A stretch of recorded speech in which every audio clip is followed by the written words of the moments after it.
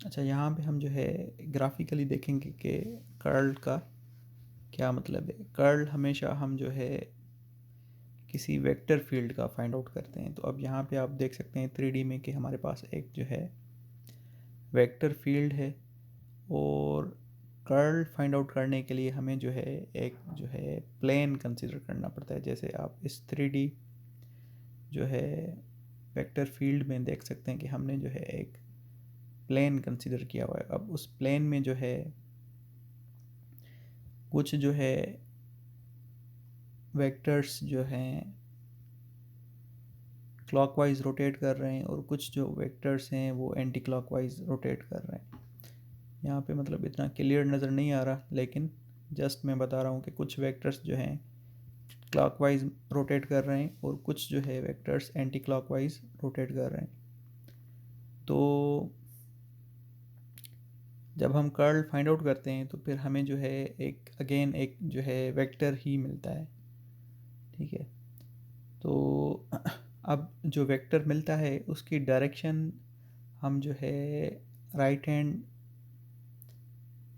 की हेल्प से जो है डिसाइड करते हैं कि जो हमारी जो फिंगर्स हैं वो हमारे जो फिंगर्स हैं वो जो वेक्टर फील्ड है ए, तो उसकी डायरेक्शन में जो है फिंगर्स जो है कर्ल करती हैं, और फिर जो थंब होता है वो फिर हमें जो है जो नया वेक्टर बनता है। ठीक है, जब ये हम curl curl of vector field A find out करते हैं तो फिर जो हमें नया वेक्टर मिलता है उसकी डायरेक्शन जो है थंब की डायरेक्शन में होती है। अच्छा, अब ये जो मैंने आपको यहाँ पे दिखाई वेक्टर फील्ड, जब इस पे कर्ल हम अप्लाई कर रहे हैं, कर्ल ऑपरेशन अप्लाई कर रहे हैं वेक्टर फील्ड ए पे,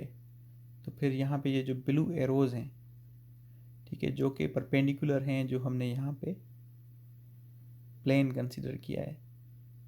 इस प्लेन पे जो है परपेंडिकुलर हैं। कुछ एरोज़ जो हैं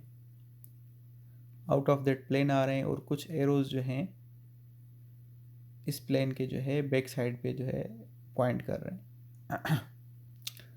अच्छा, अब अगर एरोज़ यहाँ पे जो वेक्टर फील्ड है उसमें जो है जो वेक्टर वेक्टर जिस तरह यहाँ पे कि कुछ एरोज़ जो हैं क्लॉकवाइज रोटेट कर रहे हैं और कुछ एरोज़ जो हैं एंटी क्लॉकवाइज रोटेट कर रहे हैं। तो जब एरोज़ एंटी क्लॉकवाइज रोटेट करेंगे तो फिर हमारी जो कर्ल की डायरेक्शन बनेगी वो out of the surface towards our face बनेगी। ठीक है, और अगर एरोज़ जो हैं क्लॉकवाइज, यहाँ पे जो वेक्टर फील्ड है उसके जो एरोज़ हैं क्लॉकवाइज जो है, अगर उनकी डायरेक्शन होगी तो फिर यहाँ पे आप देख सकते हैं कि जो हमारे पास जो curl operation curl curl operation perform करने के बाद जो हमारे पास वेक्टर बना है जो इस जो है प्लेन पे परपेंडिकुलर है, उसकी डायरेक्शन जो है वो जो है हमारे फेस की तरफ नहीं आ रही, बल्कि जो है प्लेन के जो है पिछली साइड पे जा रही है। तो यहाँ पे जो है जो कर्ल इन्होंने 2D में दिखाया है कि जब 2D में हमारे पास ये है कि कुछ एरोज जो है क्लॉकवाइज मूव कर रहे हैं और कुछ एरोज जो हैं एंटी क्लॉकवाइज मूव कर रहे हैं। तो यहाँ पे इन्होंने वेक्टर तो यहाँ पे नहीं बनाया, क्योंकि जैसे वेक्टर यहाँ पे बनाया है तो फिर वो सही से क्लियरली नज़र नहीं आ रहा। तो फिर इन्होंने यहाँ पे जो है इस पिक्चर में कलर के हिसाब से कर्ल को शो करने की कोशिश की है, वरना एक्चुअली में यहाँ पे ये वेक्टर्स बनेंगे। जो ब्लू है वो भी एक जो है वेक्टर होगा, और जो रेड कलर है वो भी जो है बहुत सारे वेक्टर्स को शो कर रहा है। अच्छा, अब यहाँ पे जो है अगर हमारे पास जो एरोज़ हैं वो अगर क्लॉकवाइज जो है मूव कर रहे हैं तो फिर हमारे पास जो कर्ल बनेगा, जो कर्ल कर्ल के वेक्टर्स बनेंगे, तो वो जो पॉइंट करेंगे वो टुवर्ड्स दी जो है back side of this plane करेंगे। ठीक है, अच्छा, अब यहाँ पे जो है कलर कहीं पे जो है हल्का ब्लू है और कहीं पे जो है गहरा ब्लू है, तो ये इससे ये पता चल रहा है कि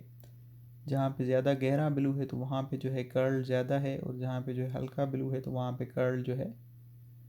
कम है। ठीक है, अच्छा, अब यहाँ पे जैसे रेड कलर है तो ये यहाँ पे जो रोटेशन हो रही है वो जो है हमारी वेक्टर फील्ड की जो है एंटी क्लॉकवाइज रोटेशन हो रही है। तो फिर यहाँ पे जो वेक्टर्स बनेंगे वो जो है इस प्लेन के जो है मतलब बाहर मतलब हमारे फेस की तरफ जो है वो वेक्टर्स पॉइंट करेंगे। अच्छा, मैथमेटिकली जो है कर्ल उसको जो है हम इस जो है इक्वेशन से डिफाइन कर सकते हैं कि हम जो है circulation of vector field A around the जो है डिफरेंशियल लेंथ एल हम फाइंड आउट करेंगे कि जो वेक्टर फील्ड ए है वो जो है कितना जो है सर्कुलेट कर रही है अराउंड जो है डिफरेंशियल लेंथ एल। ठीक है, जो कि डिफरेंशियल लेंथ एल जो है हमारे पास क्लोज्ड पाथ है। और फिर उसको अगर हम उस जो है उस पाथ से जो छोटी एरिया बन रही है डेल्टा एस, ठीक है, उसी से अगर हम उसको डिवाइड कर दें और फिर जो है हमारे पास लिमिट जो है delta s tends to zero है, तो हम ये कह सकते हैं कि ये हमारे पास जो कर्ल है तो वो जो है circulation circulation of vector field A है। ठीक है, around this closed path L पर यूनिट एरिया। तो एरिया यहाँ पे वही है जो यहाँ पे जो हम क्लोज्ड पाथ जो कंसीडर कर रहे हैं उसकी हेल्प से जो एरिया कवर हो रही है, तो यहाँ पे ये एरिया भी वही होगी कि मतलब यहाँ पे हम एक छोटा सा पाथ कंसीडर कर लें क्लोज्ड पाथ एल जिसको हम कह रहे हैं, और उस क्लोज्ड पाथ एल की हेल्प से जो हमारे पास जो एरिया बन रही है छोटी सी वो उसको हम फिर डेल्टा एस कह रहे हैं। और ये ए एन जो है वो हमारे पास जो है कर्ल की डायरेक्शन है। अब वो कर्ल की direction outward of the page भी हो सकती है और फिर जो है बैकवर्ड ऑफ द पेज भी हो सकती है, मतलब टुवर्ड्स हमारे फेस भी हो सकती है और फिर जो है वो जो है डायरेक्शन जो है कर्ल की इस जो है प्लेन के बैक साइड पे भी जो है पॉइंट कर सकती है। अच्छा, अब ये मैक्सिमम तभी होगी जब जो हमारे पास ये जो सर्कुलेशन ऑफ ए है, ठीक है, अराउंड दी जो है क्लोज्ड पाथ जो एल है, अगर वो मैक्सिमम यहाँ पे होगा, इसका अगर रिज़ल्ट मैक्सिमम आएगा तभी जो है हमारी कर्ल भी जो है मैक्सिमम होगी। ठीक है, तो ज़रूरी नहीं है कि हर वक्त जो है हमारी कर्ल जो है मैक्सिमम हो। कर्ल फिर ज़ीरो भी कहीं कहीं पे हो सकती है कि मतलब अगर वहाँ पे कर्ल हो ही ना, वेक्टर फील्ड कर्ल ही ना कर रही है, तो फिर हमारी जो है कर्ल ऑफ जो है वेक्टर फील्ड ए वहाँ पे ज़ीरो होगी।